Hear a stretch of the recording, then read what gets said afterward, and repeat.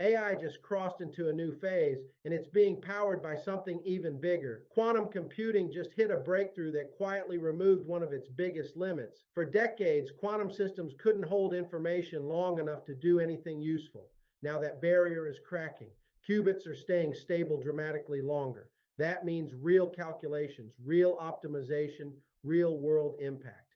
Here's why this matters to you.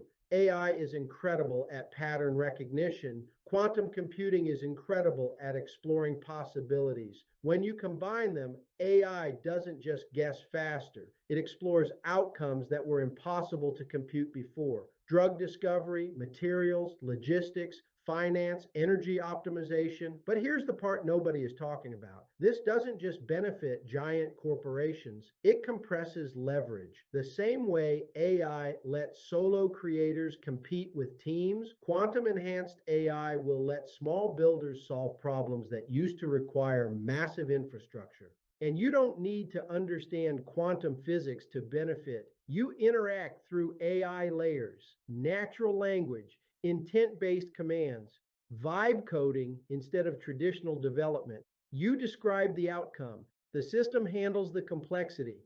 That's where opportunity is opening right now. People aren't paying for intelligence, they're paying for results wrapped in tools, micro apps, optimization engines, decision systems, automations that save time or make money. The breakthrough isn't quantum someday, it's that the stack is forming now. AI on top, quantum underneath, builders in the middle. Most people will hear about this years too late and think it happened overnight. It didn't. It's happening quietly right now.